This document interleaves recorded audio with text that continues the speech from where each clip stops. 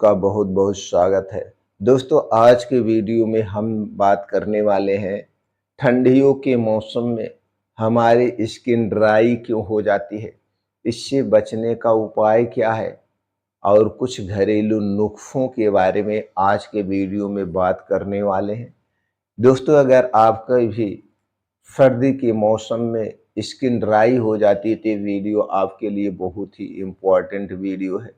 Video को ध्यान से अंत तक सुनिएगा और लास्ट में दोस्तों एक ऐसा नियम आपसे बताएंगे। इस फार्मूले और नियम को जरूर जानिएगा। ये फार्मूला और नियम अपना करके आप अपने पूरे शरीर को स्वस्थ और निरोग रख सकते हैं। अगर आप किसी बीमारी से ग्रसित हैं तो बीमारी को दवा की ज़रूरत नहीं पड़ेगी। इस फार्मूले और दोस्तों इस नियम से उस बीमारी को आप ठीक कर सकते हैं, चाहे वो बीमारी छोटी हो या बड़ी बीमारी हो। तो चलिए सबसे पहले अब हम बात कर लेते हैं दोस्तों, सर्दियों में त्वचा ड्राई क्यों होती है, होने का कारण क्या है। दोस्तों, बदलते मौसम में नमी, ठंडी हवा और बार बार गर्म ठंडे के चढ़ाव से ये जो त्वचा का बैरियर है ये कमजोर हो जाता है।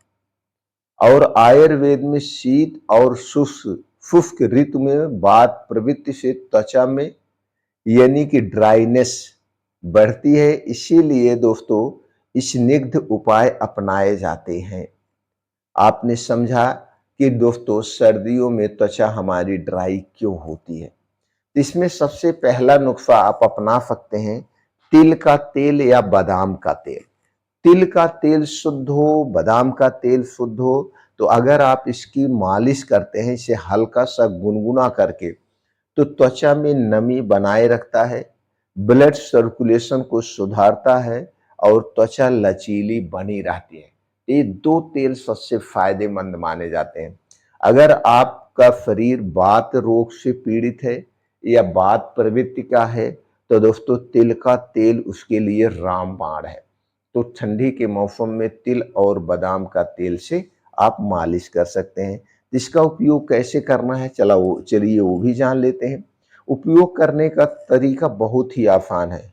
2 से 3 चम्मच आप तेल लीजिए, चाहे वो बादाम हो या नारियल का तेल हो या तिल का तेल हो, तीनों तेल बहुत ही फायदेमंद है। ले करके इसे हल्के हाथों से, आप चाहें तो इसे हल्का सा गुनगुना कर सकते हैं। हल्के हाथों से नहाने से पहले आप लगाइए, कम से कम आधा घंटा 40 मिनट पहले नहाइए। और उसके बाद दोस्तों आपको क्या करना है, इसे हल्के हाथों से मालिश करके फिर इसके 30 से 40 मिनट के बाद आप स्नान कर लीजिए। तब आपको पूरा फायदा मिलेगा और आप पूरे शरीर में लगा सकते हैं। सबसे फायदेमंद है ये 3 तरह का तेल, नारियल, तिल और बादाम का तेल। लेकिन यह तेल एकदम शुद्ध होना चाहिए। हो सके तो आप चक्की पे खुद इसका तेल निकलवाइए या जिस कंपनी पे आपको ट्रस्ट हो उस कंपनी का आप ले सकते हैं। दूसरा जो तरीका है सिर्फ चेहरे के लिए है। इसे आप चेहरे पे और हाथों पे लगा सकते हैं। चेहरे और हाथ के लिए है, पूरे शरीर के लिए नहीं है। वो है एलोवेरा और शहद। तो दोस्तों एलोवेरा और शहद को दोनों को मिला करके इसे चेहरे और हाथों पे लगाने से इससे क्या फायदा होता है। दोस्तों एलोवेरा में एंटी इंफ्लामेटरी गुण होते हैं, एंटीऑक्सीडेंट गुण शहद में पाए जाते हैं। तो दोनों गुण क्या है, चेहरे की सूजन को कम करते हैं, त्वचा में नमी बांधने में मदद करते हैं और दोस्तों चेहरे के दाग धब्बे को दूर करने में भी मदद करते हैं। बनाने का तरीका एकदम आसान है। आपको लेना है एलोवेरा जेल 2 चम्मच और शुद्ध शहद 1 चम्मच। दोनों को एक में मिला लीजिए, चेहरे पर हाथों पर लगा करके 15 से 20 मिनट के लिए छोड़ दीजिए। उसके बाद नॉर्मल पानी से हल्के हाथों से धुल दीजिए। नॉर्मल पानी से हल्के हाथों से धुल दीजिए। तो आप इसे एक बार रोज करिए। कब करिए, आप सुबह भी कर सकते हैं अगर आपके पास समय है, नहीं तो शाम को जब आप घर पे आइए, अब आप जान लीजिए हमें घर से बाहर नहीं जाना है, उस समय आप कर सकते हैं। तीसरा नुस्खा है नारियल का तेल।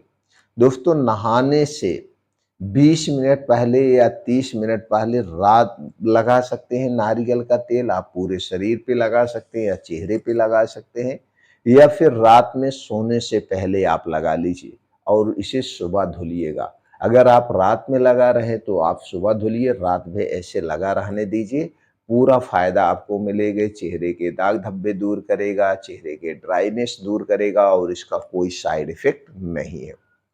चौथे नुस्खे की बात करें तो आपको चाहिए शुद्ध देसी गाय का घी। दोस्तों, आयुर्वेद में देसी गाय के घी को बहुत महत्व बताया गया है। ये बड़ा ही गुणकारी माना गया है। तो अगर आपके घर का शुद्ध देसी गाय है का घी है तो सबसे फायदेमंद है। ये जो कंपनियों का घी देसी घी के नाम पे बेचते हैं, नहीं चाहिए, ये शुद्ध नहीं होती है। आपके घर का हो या आपके घर के अगल बगल या रिश्तेदार के यहाँ हो, जिस पे आपको शुद्धता पता हो। इसके साथ चाहिए गुलाब जल। गुलाब जल तो दोनों मिला करके, लेकिन ये नुस्खा उनके लिए है जो 40-50 साल के ऊपर है। 40-50 साल के ऊपर है, उनके लिए ये है सबसे फायदेमंद।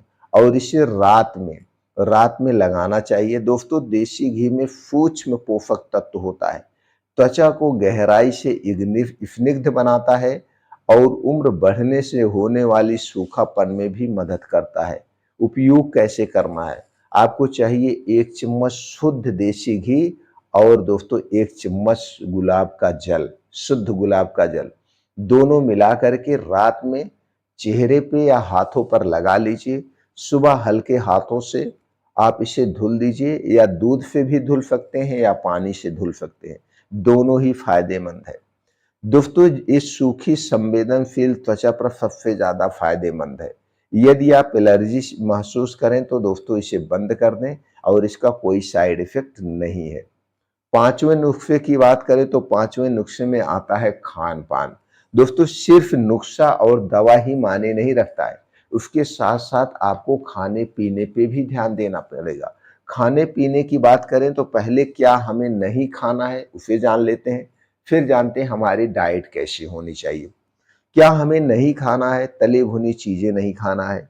घर से बाहर की जितनी भी तली भुनी चीजें हैं, चाहे वो पैकेट बंद हो, चाहे डिब्बा बंद हो, चाहे खुली चीज हो, आपको नहीं लेना है। चीनी, मैदा, रिफाइन किए गए तेल का प्रयोग नहीं करना है और इनसे बनी हुई चीजों का सेवन नहीं करना है। शराब, कोल्ड ड्रिंक्स लेने से बचना है और ठंडा पानी हमें नहीं लेना चाहिए। भरपूर मात्रा में हमें पानी का सेवन करना चाहिए, जिससे हमारा शरीर हाइड्रेट रहे। अब क्या खाना है इस पे हमें ध्यान देना है। दोस्तों, आपकी जो डाइट होगी 80% नेचुरल चीज़ों पर आधारित होगी।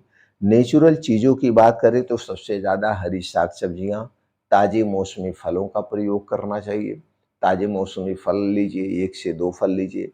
सलाद लीजिए, ठंडी के मौसम में सलाद पाया जाता है, जैसे गाजर, चुकंदर, मूली, ये सारी चीज़ें पाई जाती है। टमाटर, ये बहुत ही फायदेमंद है, इनका 1 प्लेट सलाद खाइए। बीन्स को रात में भिगो के खाइए, ड्राई फ्रूट को रात में भिगो के खाइए। मोटे अनाज का प्रयोग करिए, सिर्फ गेहूं और चावल पे मत डिपेंड रहिए। कभी जौ की रोटी, कभी बाजरे की, कभी मक्के की, कभी रागी की, कभी चने की रोटी, ऐसे बदल बदल के रोटियों का सेवन करना चाहिए। इससे आपको भरपूर मात्रा में प्रोटीन और फाइबर मिलता है, जो गट हेल्थ के लिए बहुत ही फायदेमंद माना जाता है। इसके साथ-साथ आपको दिनचर्या पे भी ध्यान देना पड़ेगा। दोस्तों, दिन में आप जो भी खाना-पीना है आप खाइए-पीजिए। जैसे सूरज ढलने को हो, यानी सूरज डूबने के बाद आपको नहीं खाना है। सूरज डूबने के 1 घंटे पहले खाना है। जिस नियम की मैं बात कर रहा हूँ वो नियम ये है। जिस दिन से आप इस नियम को अपनाएँगे, उसी दिन से आपका शरीर निरोगी होना शुरू हो जाएगा। यानी सूर्य डूबने के पहले हमें खाना है, चाहे गर्मी हो, चाहे ठंडी हो, चाहे बारिश हो। सूर्य डूबने के बाद खाने के नाम पे कुछ भी नहीं खाना है। पीने के तौर पे सिर्फ आप पानी पी सकते हैं।